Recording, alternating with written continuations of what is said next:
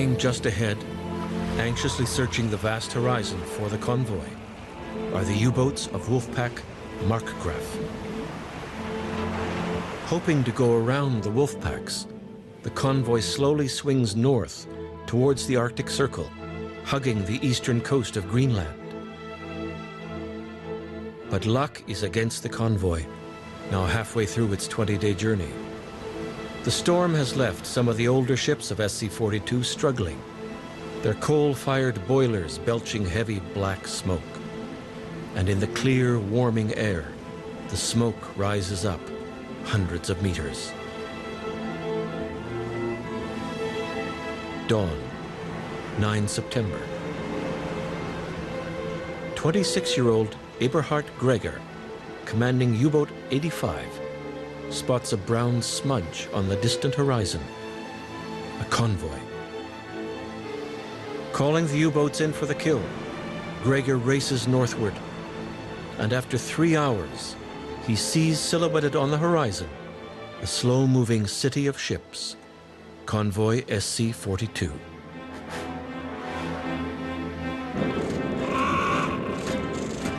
I spotted smoke plumes and maneuvered into position in front of the convoy for an attack. 3 torpedoes missed, and 1 failed to leave the torpedo tubes. I fired at a straggler behind the convoy. Just at this moment, the steamer turned towards me. This shot also missed. What a dismal start. It must be because it's our 13th day at sea.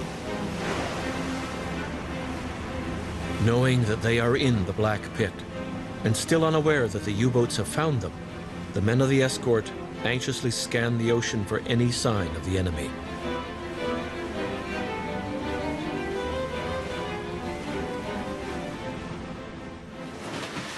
Today the Sackville is a museum, and you can see it's wintertime and all the equipment is covered up for its own protection. But during the war, this would be wide open to the elements. There wouldn't be any roof, no plastic. And of course the waves in the high seas would be coming over here, and the men on the watch and the captains during the attacks would be here trying to figure out what was going on. And for the most part, they wouldn't know an attack was happening until the first merchantman exploded. Joining the U-boats gathering for the kill is 26-year-old Heinz Otto Schultz, commanding U-boat 432. Radio message from U-85. Enemy convoy in sight. Maneuver to position myself ahead. The convoy is zigzagging. Dive to attack. When the last ships in the convoy are visible in the moonlight, fire 4 single shots. SS Munich is the first hit. Filled with iron ore, it sinks in seconds. Of the crew of 63, there are no survivors. Well, of course, SC-42, I think, was about the worst because we lost a lot of ships. We were attacked by about 20 submarines over a period of days and nights. And they were blowing up a minute or 2 apart. And then there was survivors in the water or in boats, and you couldn't stop to pick them up because you had to go after a submarine contact.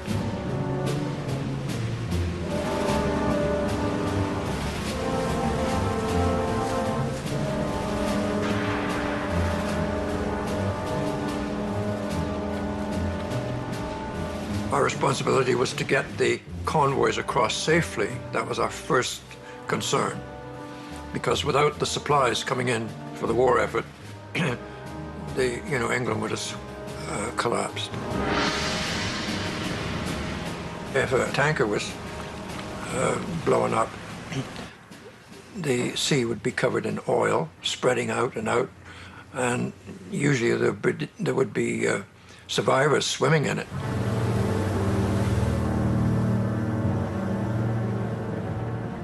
And quite often on convoys, the oil would catch fire, so you had fire burning. And survivors in it, they could dive under the water, but they still had to come up for air, and they just come up in flames.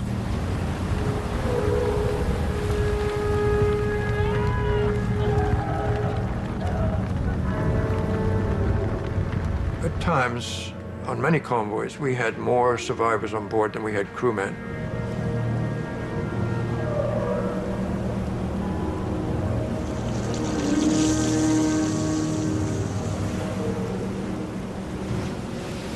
A lot of the survivors, of course, died in the night, and all we could do was haul the bodies up and lay them on the deck. And eventually we'd sew them into blankets, put a projectile at their feet so that they would sink when we buried them.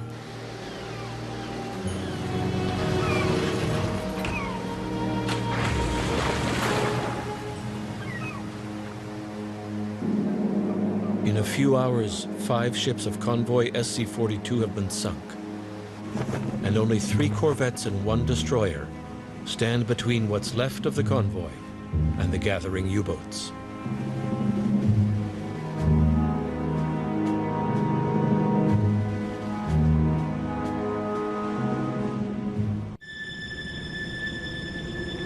Dawn, September 10th, 1941.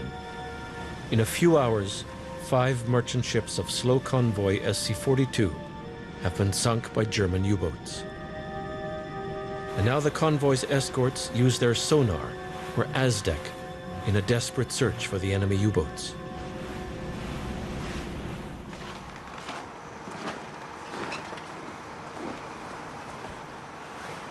This little room is the ASDEC room, and this is the technology center of the ship in terms of trying to find the U-boats. ASDEC is really a sonar, so it's a sound wave that's sent out underwater, and if you got a really clear ping, that means you got a metallic hull, which is going to be a sub. And during an attack, such as on a convoy, you wanted your best man in this operation.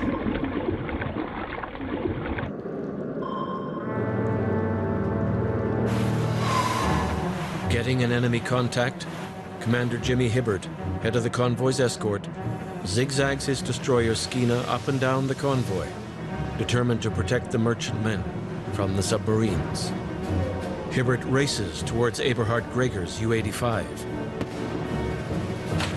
determined to destroy the submarine.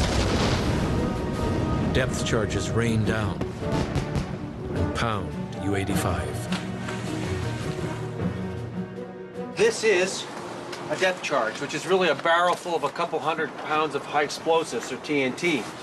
And the idea, of course, is to put a detonator on it once you know the depth that you want it to explode at. So you're going to pick that up from your ASDEC. Your sonar is going to pick up where the sub is, and then you're going to put your detonator on, so it's going to explode at, let's say, 80 feet.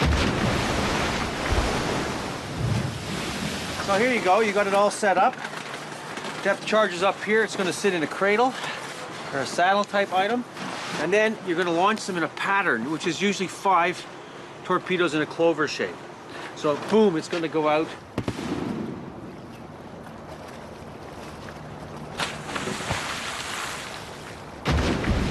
Now the only problem, of course, was with the depth charge is after the boat found the sub, it had to advance and then fire them from the rear. And often in the wake and in the explosives, the ASDEC would lose the sub. And of course the sub again are very wily, and they would disappear. Desperately trying to avoid the Skeena's depth charges, U-85 dives. 6 depth charges explode at close range. All manometers except the main one are knocked out, as are the depth rudder, gyro compass, the magnetic compass, the side rudder, the engine room telegraph, and all lighting. The port engine stops. The boat descends, but the dive is arrested at depth 85 meters by trimming, moving the crew aft and running our engine at 3/4 speed. Severely damaged by Skeena's depth charges, U-85 limps away, back to base. As the remaining U-boats continue their assault, 2 additional Canadian corvettes, the Chambly and the Moose Jaw, arrive on the scene and immediately swing into the fight. 21-year-old Lieutenant Hal Lawrence is serving on the Moose Jaw. The radio telephone blurted a message from the Chambly. "I have a good contact. I'm attacking." And I rang, "Action stations." Chambly said, firing now.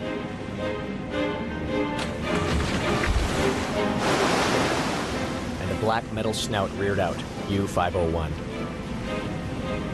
We gave chase. The captain was maneuvering to ram. With our primitive weapons, this was the surest way for a kill.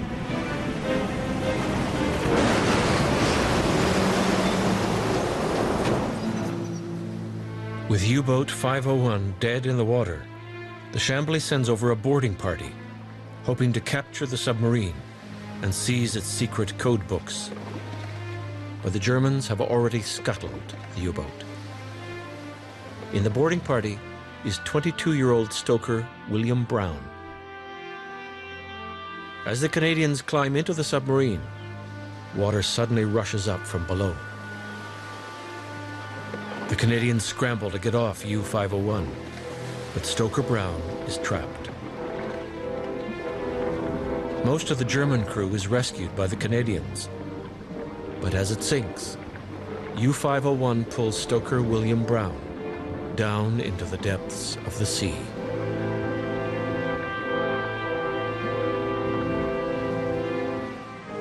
The attack on convoy SC-42 cost 14 ships and 40,000 tons of cargo.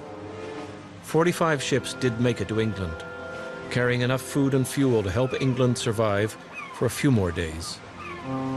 But getting it there cost the lives of more than 200 Allied seamen.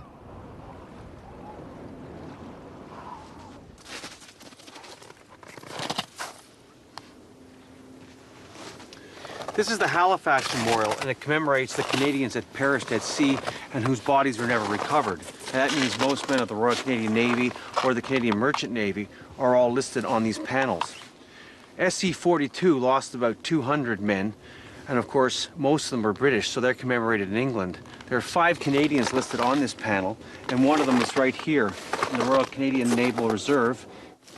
Stoker William Brown was on the HMCS Chambly, and he drowned when they were trying to board U-501 during the convoy attack. The Battle of the Atlantic raged for 3 more years, and it wasn't until mid-1943 that the Allies got the advantage over the U-boats. But in a war of hard-won victories, the Battle of the Atlantic was the most important victory. More than 120,000 Canadians served in the Navy and Merchant Marine, ensuring that Britain survives. But victory in the Atlantic comes at a high price. Over 2,000 Canadians died.